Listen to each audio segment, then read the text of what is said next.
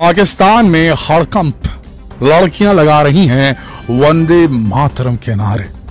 मुसलमान छात्राओं और छात्रों के हाथ में तिरंगा देखकर बौखला गया है पाकिस्तान। दोस्तों, किसी भी देश के बॉर्डर एरियाज में अगर तनाव होता है, किसी भी इलाके में दूसरे देश की दखल जब होती है तो वो यूं ही नहीं होती। इसके लिए दो तीन चीजों की खास जरूरत होती है, तभी यह रेसिपी बनती है। पहला, जहर उगलकर खुद के देश के अंदर पड़ोसी देश के लिए नफरत फैलाओ, सबसे इंपॉर्टेंट इंग्रेडिएंट। दूसरा, दूसरे देश में जो थोड़े से हितैषी मौजूद हों उनका इस्तेमाल करो उन्हें टेररिस्ट बनाने के लिए। तीसरा, वहां के यानी कि पड़ोसी मुल्क के, पड़ोसी दुश्मन मुल्क के जितनी भी आवाम हैं उसे बरगलाओ, अपनी तरफ खींचो। और बस ये तीन इंग्रेडिएंट जहां मिक्स हो गए वहां पर दो देशों के बीच तनाव बढ़ता है और आतंकवाद पनप जाता है। ऐसा ही कुछ हुआ है भारत और पाकिस्तान के बीच, जिसमें शैतान की भूमिका निभाई है पाकिस्तान ने। उसने उस जगह पर कब्जा कर लिया है जो जगह उसकी थी ही नहीं। एक आर्म्ड इन्वेजन था एक ऐसी जगह के लिए जो भारत की हो चुकी थी, जिसके राजा ने अपनी जमीन दे दी थी भारत की सरकार को, और उस पर आक्रमण कर रहे थे पाकिस्तान के हुक्मरान, कहीं से भी जो जायज नहीं था। उसके बाद तरह तरह की बातें बना करके, ये बता करके कि इस एरिया में जो कि अभी भारत के कब्जे में है, उस इलाके में मुसलमान सेफ नहीं है, ये कहकर शैतान की भूमिका तो निभाई है आज तक पाकिस्तान ने। मुसलमानों को बरगलाकर अपने गुर्गे बॉर्डर पार कराकर यहां के भारतीय मुसलमानों के दिमाग को भटकाकर उन्हें गलत रास्ते पर ढकलने का काम तो किया है पाकिस्तान ने। दोस्तों, हमारे मुस्लिम भाई जो इस चैनल पे मौजूद होंगे उन्हें शैतान का कॉन्सेप्ट जरूर मालूम होगा। एक ऐसी ताकत जो बरगलाती है, बहकाती है, अपने ही वतन के खिलाफ जाने के लिए, बुरे कर्मों को करने के लिए जो बहकाती हुई शक्ति को शैतान कहते हैं, जिससे बचने के लिए हर मुसलमान को सिखाया जाता है कि इस शैतान से बचना तुम्हारे धर्म की राह से भटका देगा, वो करने पे मजबूर कर देगा जिसे करने का हुक्म इस्लाम कभी नहीं देता। ये वही पाकिस्तान है दोस्तों, ये वही शैतान है जिसने इस प्रकार की स्थिति को निर्मित किया है दोनों देशों के बीच, भारत में भी और पाकिस्तान में भी। इसीलिए आप देखेंगे ऐसे बहुत से पाकिस्तानी हैं जो दबी जबान में ही सही लेकिन भारत के लिए एक सॉफ्ट कॉर्नर रखते हैं।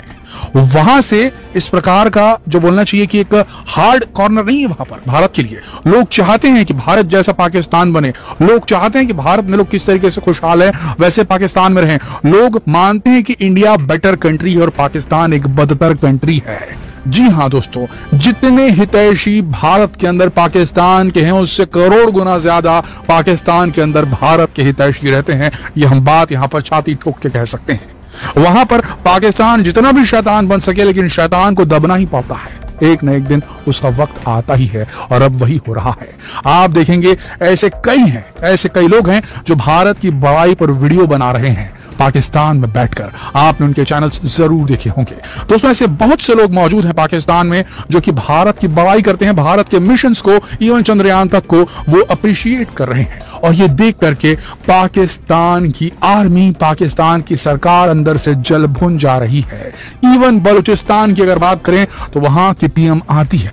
जी हाँ दोस्तों, पाकिस्तान के हालात हैं कि वहां के एक स्टेट को आजाद मुल्क बनाने के लिए मुहिम चल रही है। जैसे हमारे हैं ना मध्य प्रदेश, छत्तीसगढ़, दिल्ली, आपका उड़ीसा, अलग अलग जैसे राज्य हमारे हैं, वैसी वहां पर बलूचिस्तान है, वैसी वहां पर सिंध है, वैसी वहां पर पंजाब है, वैसी वहां पर जो POK जिसे कहते हैं, आजाद कश्मीर जिसे कहते हैं, वो है वहां पर।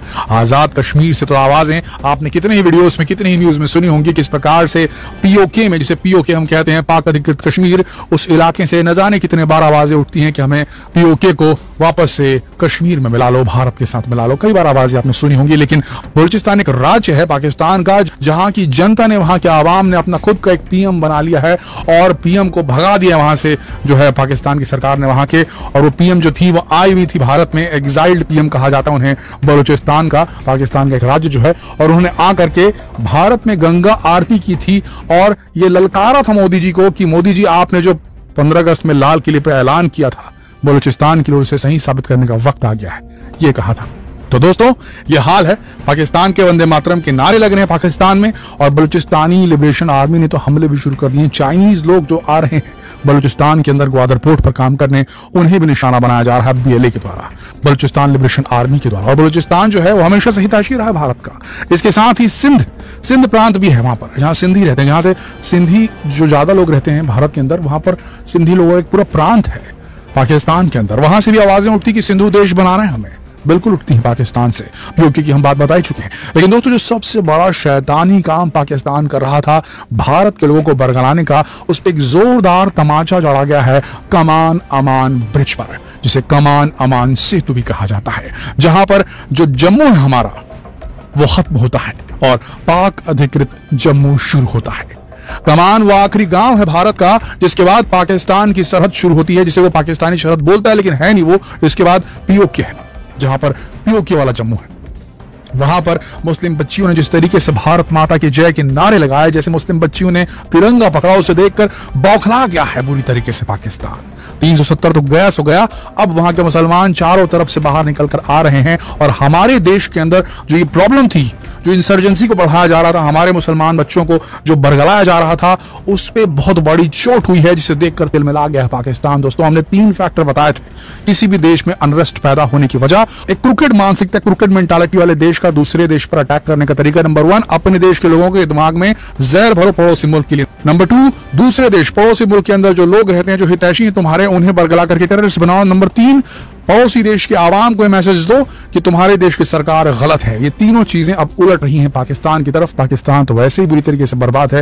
ये तीनों चीजें उलटती हुई देखकर, और जिस तरीके से हमारी मुसलमान बच्चियों ने नारे लगाए हैं, वो बहुत ही काबिल तारीफ है। और जिस तरीके से पाकिस्तान के अंदर भी लोग जो है वो भारत के लिए अब आवाज देना शुरू कर रहे हैं, ये देखकर लग रहा है कि अब गेम ओवर है।